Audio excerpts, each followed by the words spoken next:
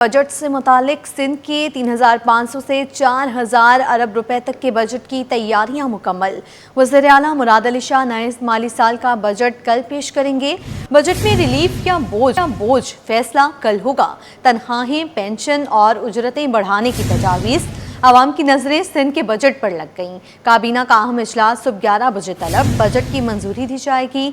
सिंध के खजाने का हिसाब किताब कल सामने आएगा। सरकारी मुलाजमिन की तनख्वाहों और पेंशन में 10% इजाफे की तजवीज़। कम अज़ कम उजरत 40,000 से बढ़ाकर 45,000 रुपये करने की तजवीज़। इस हवाले से मज़ीद तफसीलात जानते हैं आजिज़ जमाली से। जी आजिज़, अपडेट कीजिए। जी हाँ, जैसे आपने बताया कि नए माली साल 2026 और 27 का सिंध बजट कल सिंध असम्बली में दोपहर को पेश किया जाएगा और वज़ीर आला सिंध सैयद मुराद अली शाह ये बजट पेश करेंगे। अब तक की जो एदाद शुमार हैं वो 3,500 अरब से 4,000 अरब रुपए के दरमियान ये बजट होगा और इसको अभी तक भी हतमी शक्ल तो नहीं दी जा सकी है चूँकि बहुत सारे मामलात हैं बजट में कटौती की वजह से। तो आज शाम भी एक इजलास बुलाया गया है जिसमें शायद बजट को हतमी शक्ल दी जाए, लेकिन अब तक के जो एदाद शुमार हैं कि हम आपको वो बता देते हैं। तरक्याती बजट में भी एक अहम खबर तो ये है कि नए जो तरक्याती बजट है नया, उसमें नई स्कीमों के लिए कोई रकम नहीं रखी जा रही है और जितनी एनुअल डेवलपमेंट प्रोग्राम है, जो सालाना तरक्याती प्रोग्राम है, वो पूरे का पूरा जो है जो जारी स्कीम है उस पर ख़र्च होगा। यानी कोई नई स्कीम नहीं होगी डेवलपमेंट की। नए माली साल के तरक्याती स्कीमों के बजाय कोई तकरीबन 500 अरब से ज़ायद का ये सालाना तरक्याती प्रोग्राम होगा जो आन गोइंग स्कीमों पर ख़र्च होगा। बजट में क्या आ रहा है, क्या रखा जा रहा है, उसके कुछ तफसीलात हम अपने नाज़रीन को बताते हैं। महकमा तालीम के लिए नए माली साल में 600 अरब रुपए से ज़ायद रकम मुख्तस करने की तजवीज़ है जो रवां माली साल में 523 अरब रुपए था, जबकि इसमें तमाम प्राइमरी तालीम के लिए सबसे ज़्यादा रकम है, लेकिन प्राइमरी से लेके यूनिवर्सिटीज़ तक ये 600 अरब रुपए का बजट मुख्तस किया जा रहा है। दूसरे नंबर पर शोबा सेहत के लिए रकम है। शोबा सेहत के लिए 400 अरब रुपए से ज़ायद रकम जो है नए माली साल के बजट में मुख्तस की जा रही है, जो कि रवां माली साल में 326 अरब रुपए का बजट था सेहत का। उसके बाद दाखिला आता है और ज़राए बता रहे हैं कि दाखिला के बजट में 50 अरब रुपए का इजाफ़ा किया जा रहा है। यानी जो बजट मौजूद है उसमें 50 अरब रुपए के लिए कौन सी स्कीमें जो नए माली साल में भी जारी रहेंगी, जिनके लिए रकम रखी जा रही है। पहले तो मैं नाज़रीन को ये बता दूं कि जो तमाम सरकारी महकमे हैं उनके बजट में 10 से 20% तक इजाफ़ा किया जा रहा है। उनमें कौन से महकमे हैं? नौजवानों का इलाका यूथ डेवलपमेंट सेंटर्स के क़याम का जो प्रोजेक्ट है ये जारी रहेगा। इसके लिए नए माली साल के बजट में रकम मुख्तस की जा रही है। बेनज़ीर हारी कार्ड के लिए रकम मुख्तस की जा रही है। इसके तहत 3 लाख किसानों को सब्सिडी जो है वो फराहम की जाएगी। महकमा आबपाशी के लिए 50 अरब रुपए से ज़ायद रकम जो है वो मुख्तस करने की तजवीज़ है। महकमा लाइव स्टॉक और माहीगीरी के लिए 15 अरब रुपए से ज़ायद रकम जो है वो मुख्तस करने की तजवीज़ है। ये कुछ महकमों का मैंने ज़िक्र किया। इसके अलावा महकमा ज़राअत है, महकमा सयाहत और सकाफ़त है, महकमा वुमेन डेवलपमेंट है, महकमा सोशल वेलफेयर है, महकमा एनर्जी है और इस तरह दीगर जो तमाम महकमे हैं, इन तमाम महकमों के लिए जो मौजूदा बजट है उसमें 10 से 15 से 20% तक इजाफ़ा किया जाएगा। कि माहौलियात के लिए क्या जो है इस बजट में तजावीज़ पेश की गई हैं? आर्टिफिशियल फॉरेस्ट के हवाले से क्या जो है तजावीज़ पेश की गई हैं कि शहर में जो है दरख्तों की शजरकारी मुहिमात जो हैं उनके लिए क्या जो है बजट सामने आएगा? जी हाँ, बिल्कुल। माहौलियात भी है और वुमेन डेवलपमेंट भी है और जो दीगर महकमे भी हैं। शजरकारी मुहिम ज़ाहिर है कि उसी मुहिम का हिस्सा है। जैसे महकमा फ़ॉरेस्ट का आपने ज़िक्र किया, जिसको हम जंगली जो जंगली हयात का जो महकमा है, वाइल्ड लाइफ, उसकी वो और फॉरेस्ट डिपार्टमेंट, इन तमाम डिपार्टमेंट्स का जो बजट है इसमें इजाफ़ा किया जा रहा है। कमी जो हो रही है वो सिर्फ डेवलपमेंट के बजट में हो रही है। डेवलपमेंट का वो सेक्शन, ज़ाहिर है कि अगर 500 साढ़े 500 अरब रुपए का ये तरक्याती बजट होगा तो ये तो जो आन गोइंग स्कीमें, मैं 2 रोज़ कबल अपने नाज़रीन को बता चुका था कि जो आन गोइंग स्कीमें हैं, जो जारी स्कीमें हैं, उन पे तो लाजमी पैसे रखने हैं, चूँकि उन पे काम जारी है, उन पे तो ख़र्चा होना है। अलबत्ता नई स्कीमों के लिए पैसे नहीं रखे जा रहे, ये एक बड़ी बात है। आपको याद होगा कि 3 साल कबल भी यही सूरत हाल थी कि नए माली साल के सिंध बजट में कोई नई स्कीम नहीं रखी गई थी, जिसका फिर लोड पड़ा आने वाले सालों में। और फिर जो रवां माली साल है या उससे जो साबिका 2024-25 है, इनमें नई तरक्याती स्कीमों के लिए रकम रखी गई थी और अच्छी खासी नई स्कीमें हुई हैं। शायद अगर हम सिर्फ कराची की बात करें तो नए माली साल में कराची में बहुत नई स्कीमें शुरू हो चुकी हैं जिन पे काम जारी है, ख़ास तौर पे सड़कों की तामीर का जो मसला है।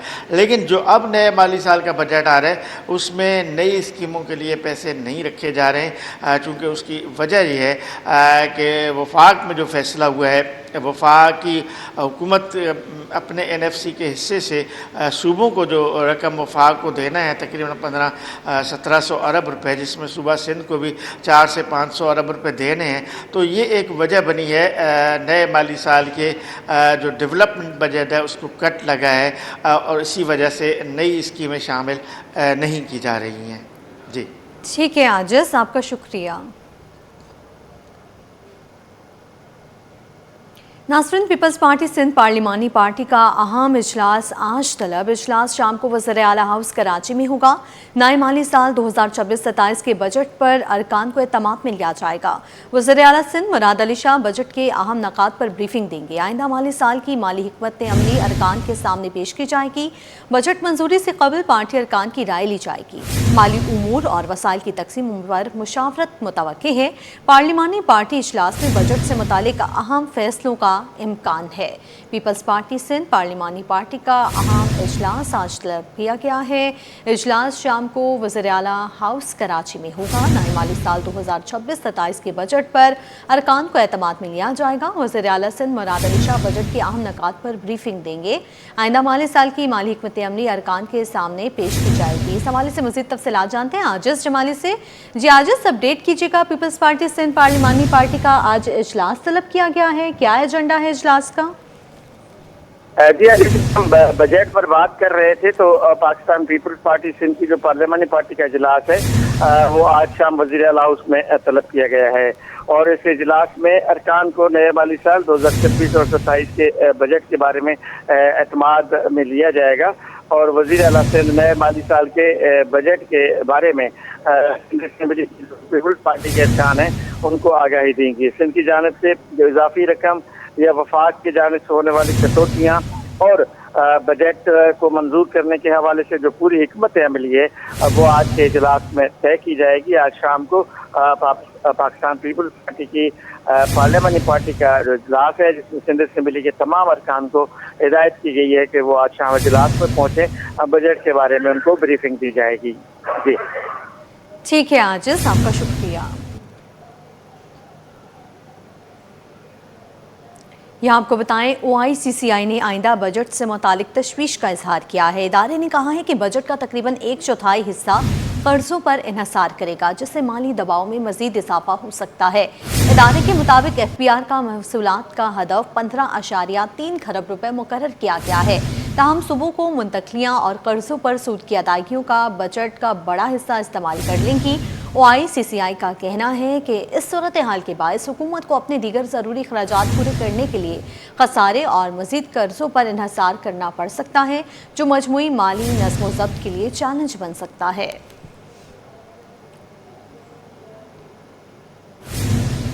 वज़ीर आला सिंध की ज़ेर सदारत महसूलात और वसाइल से मुतालिक अहम इजलास, सूबे की माली खुदमुख्तारी के लिए वसाइल बढ़ाने पर गौर, टैक्स वसूली का निज़ाम मज़ीद मौसर बनाने की हिदायत, महसूलात के अहदाफ के हुसूल के लिए मरबूत हिकमत अमली अपनाने का हुक्म, टैक्स नेट में तोसी और शफाफियत पर वज़ीर आला का जोर। इस हवाले से मज़ीद तफसीलात जानते हैं आजिज़ जमाली से। जी आजिज़, अपडेट कीजिए इससे मुतालिक। जी हाँ, देखिए ये वज़ीर आला सिंध की ज़ेर सदारत सिंध के टैक्सेस की वसूली और वसाइल में इजाफे के बारे में एक इजलास हुआ है।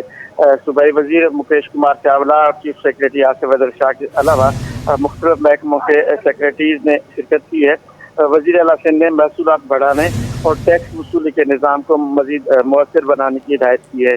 इनका कहना था कि सूबे के माली खुदमुख्तारी और तरक्याती मनसूबों के वसाइल में इजाफे पर गौर किया जाए, महसूलात के अहदाफ के उसूल के लिए तमाम मुतल्लिका इदारे मरबूत हिकमत अमली बनाएँ।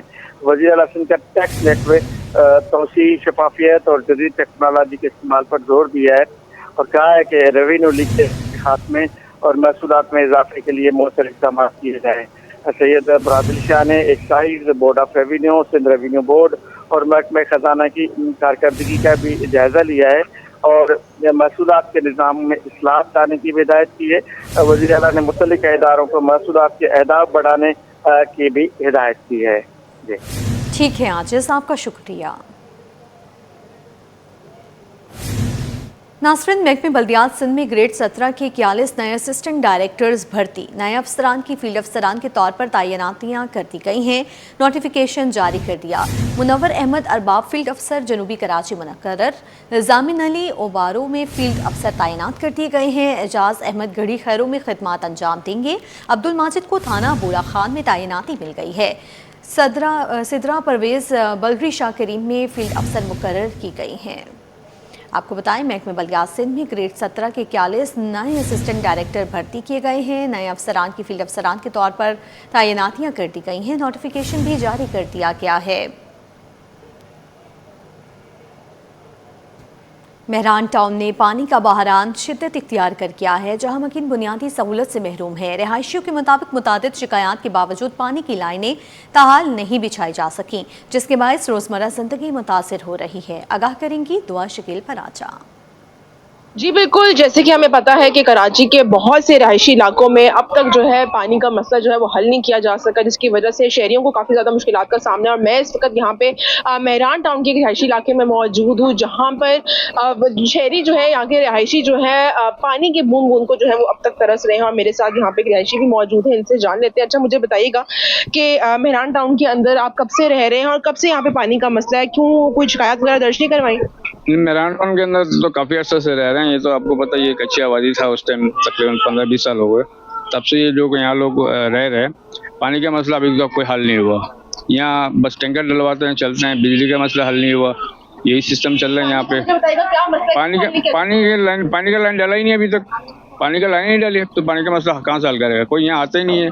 कोई ना सरकारी कोई नुमाइंदा आता, ना कोई MP MNA आता है यहाँ पे, कोई भी नहीं आता। तो यही तो मसला कौन हल करेगा ये? तो कभी आपने कोई शिकायत दर्ज करवाई पानी की? शिकायत यहाँ आपको पता है, यहाँ सारे गरीब लोग हैं, इनकी शिकायत कौन सुनता है? पुलिस वाले का थाना में जाएंगे, वो तो उल्टा इन गरीबों के ऊपर चढ़ाई कर देते हैं। जाओ अपने घर पे अपना काम करो। टैंकर डल जाता है, कितने दिन चल जाता है? अभी 5,500 के टैंकर डलवाते हैं जनाब, तकरीबन 15 दिन चल जाता है। गरीब फैमिली है, महीने में 2 टैंकर डलवाए, 9,000 रुपये। लोगों को आमदनी नहीं है, कहाँ से करेंगे बताएं? जी बिल्कुल, ये सिर्फ एक रिहायशी की कहानी नहीं, बल्कि यहाँ पे रहने वाले बहुत से लोगों की ये शिकायत है कि यहाँ पे जो है शुरू से पानी की लाइनें ही नहीं डाली गई, जिसकी वजह से यहाँ पे पानी का मसला है, पानी ही नहीं आता, जिसकी वजह से इनको महंगे दामों टैंकर जो हैं वो खरीदने पड़ते हैं, जो सिर्फ कुछ ही दिन चलते हैं और सारी आमदनी जो है, आधे से ज़्यादा आमदनी जो है उसके ऊपर लग जाती है। और उनका ये भी कहना था कि मुतादिद बार शिकायत दर्ज करवाने के बावजूद इस मसले पर जो है कोई भी किसी भी किस्म की जो है सुनवाई नहीं हुई। सफोना से पहलवान गुट जाने वाली सड़क पर गुज़िश्ता 2 माह से मीठे पानी की लाइन में लीकेज के बायस हज़ारों गैलन पानी ज़ाया हो रहा है।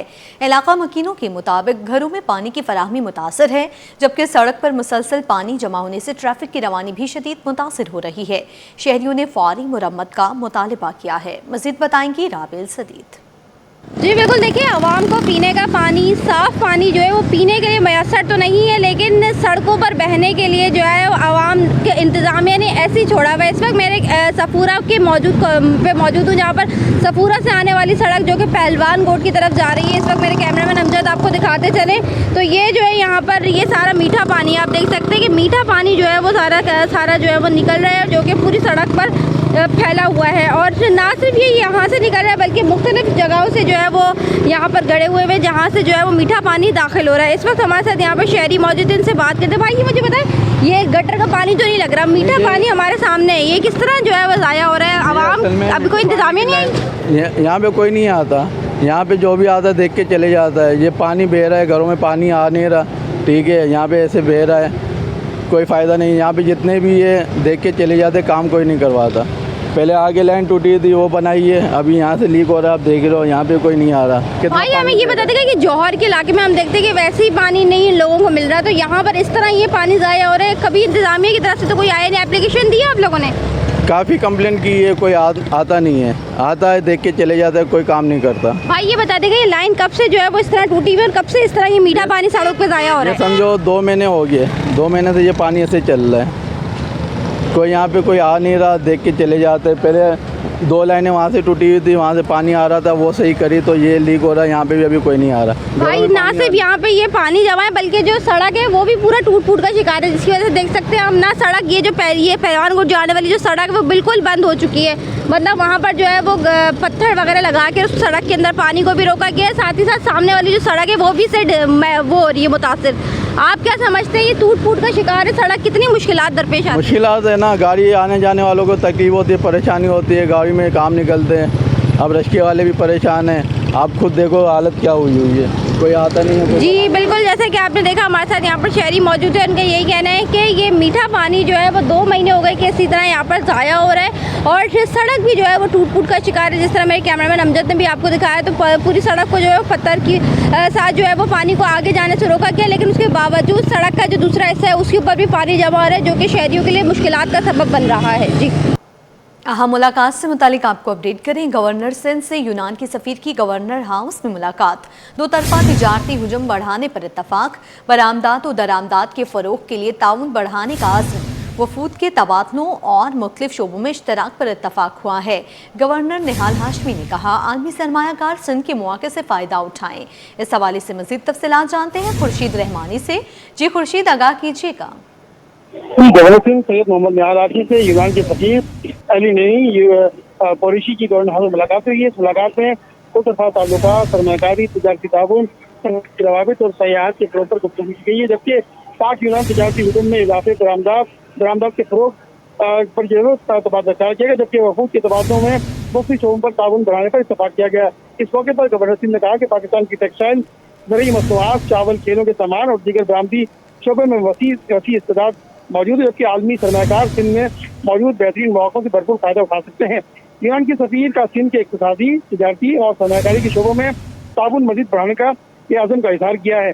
पाकिस्तान और यूनान के दरमियान तिजारत, सरमायाकारी और माशी ताउन के फ़रोग़ से दोनों ममालिक के अवाम मुस्तफ़ीद होंगे। जी ठीक है खुर्शीद, आपका शुक्रिया। अहम खबर दें आपको, अनमोल उर्फ पिंकी के मोबाइल फ़ोन से गैर मामूली डेटा मिल गया। मोबाइल फ़ोन से 100 GB से ज़ायद डेटा रिकवर। फ्रांसिक तज्ज़िये में 75,000 तस्वीर और इमेजेस बरामद हुई हैं। फ़ोन से ऑनलाइन ट्रांजैक्शंस का रिकॉर्ड भी मिला। बैंक स्लिप्स के सैकड़ों स्क्रीनशॉट्स भी रिकवर किए गए हैं। 13,000 से ज़ायद राब्ता नंबर्स और कॉन्टैक्ट्स बरामद। इस हवाले से मज़ीद तफसीलात जानते हैं सलमान सलीम से। जी सलमान, आगाह कीजिएगा इससे मुतालिक। देखिए, बिल्कुल अनमोल और पिंकी के मोबाइल फ़ोन से गैर मामूली डाटा मिला है, जबकि पिंकी के मोबाइल फ़ोन के डाटा की फॉरेंसिक रिपोर्ट तफ्तीश अफसर को मौसूल हुई है। अनमोल के मोबाइल से 100 GB से ज़्यादा डाटा रिकवर किया गया है। फ़ोन से 75,000 तस्वीर और दीगर इमेजेस को रिकवर किया गया है, जबकि डाटा में ऑनलाइन ट्रांजैक्शन, बैंक स्लिप्स के सैकड़ों स्क्रीनशॉट्स जो है वो मौजूद पाए गए हैं। पिंकी के फ़ोन में 13,000 से ज़्यादा लोगों के फ़ोन और राब्ते रिकवर किए गए हैं, जबकि गैर मारूफ कंपनी के ब्रांड में पिंकी के 42,000 कॉल लॉग्स भी जो वो पकड़ी गई हैं। अनमोल पिंकी ने एक ही मोबाइल फ़ोन में 2 व्हाट्सएप खोल रखे थे, एक व्हाट्सएप मोबाइल फ़ोन नंबर पे, जबकि दूसरा बिजनेस अकाउंट बनाया हुआ था। जी ठीक है सलमान, आपका शुक्रिया। प्राइमरी स्कूल टीचर के तकर्रुरी से मुतालिक दरखास्त, डोमिसाइल के तनाज़े पर तकर्रुरी न दिए जाने के खिलाफ दरखास्त मुस्तरद। वकील दरखास्त गुजार ने मौक़िफ़ इख्तियार किया। दोहरे डोमिसाइल के इल्ज़ाम की वजह से इम्तहान में कामयाबी के बावजूद तकर्रुरी लेटर नहीं दिया गया। कराची मुंतकिल के बाद रहीम यार खान का डोमिसाइल मनसूख करवा दिया था। अदालती रिमार्क्स में कहा गया, एक शहरी सिर्फ एक डोमिसाइल और PRC रखने का हक रखता है। मुतादिद डोमिसाइल की हुसूल या इस्तेमाल की किसी कानून में इजाज़त नहीं है। इस हवाले से मज़ीद तफसीलात जानते हैं शौकत कुराई से। जी शौकत, अपडेट कीजिए इस हवाले से।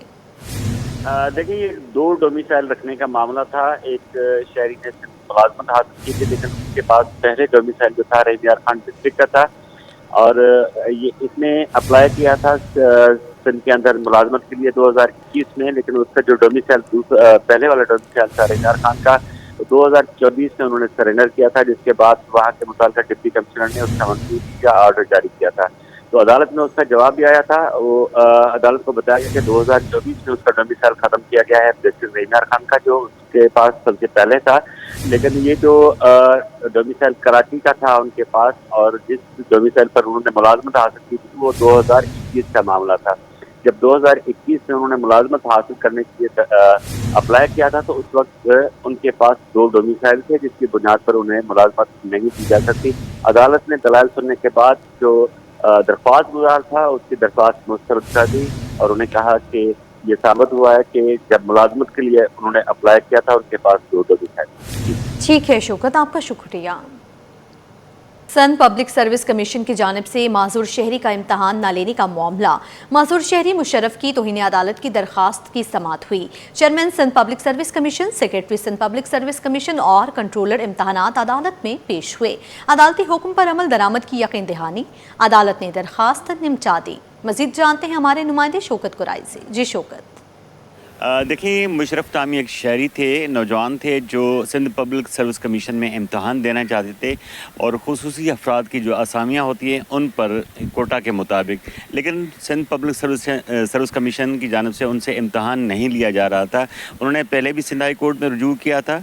अदालत ने अहकाम दिए थे कि इनसे इम्तहान लिया जाए, लेकिन जब अदालत का हुक्म पर अमल दरामद नहीं हुआ तो अदालत ने गुज़िश्ता समाअत पर बेलेबल वारंट जारी किए थे chairman Sindh public service commission के, कंट्रोलर के और दीगर हुकाम के, और उन्हें तलब किया था आज के रोज़। आज अदालत में chairman Sindh public service commission और दीगर जो हुकाम थे वो पेश हुए और अदालत को उन्होंने बताया कि जो कोटा है, जो असामियाँ हैं, उसके मुताबिक इनके लिए खुसूसी अफराद की जो कोटा है तो मुशर्रफ के लिए वो जगह नहीं बनती, जिसकी वजह से उनका इम्तहान नहीं लिया जा रहा।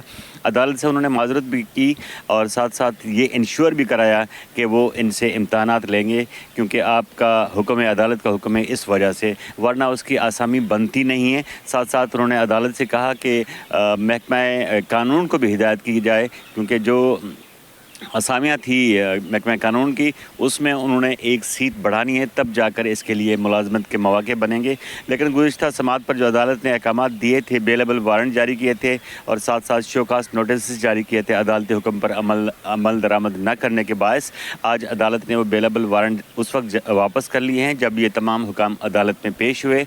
और साथ अदालत ने अहकाम भी दिए हैं कि मुशर्रफ नामी जो शख्स है जो खुसूसी अफराद की कोटा पर आसामी के लिए अप्लाई कर रहे थे, उनका इंटरव्यू लिया जाए, अगर वहाँ जगह बनती है तो इन्हें मुलाजमत भी दी जाए। साथ साथ अदालत ने महकमा कानून को भी हिदायत की है कि वो इन असामियों का दोबारा जायज़ा ले, क्योंकि अदालत के हिसाब से ये जो असामियाँ हैं वो कम हैं। इसकी इन असामियों की बुनियाद पर मुशर्रफ जो खुसूसी अफराद की कोटा पर आना चाहते थे उसके लिए जगह बनती है। तो जायज़े का हुक्म दिया है, उसके बाद अदालत ने ये दरख्वास्त जो है मुशर्रफ की वो डिस्पोज ऑफ कर दी है। जी, अपडेट करेंगे आपको कारोबारी मैदान से। पाकिस्तानी स्टॉक एक्सचेंज में तेजी, 100 इंडेक्स में 2947 पॉइंट्स का इजाफा रिकॉर्ड।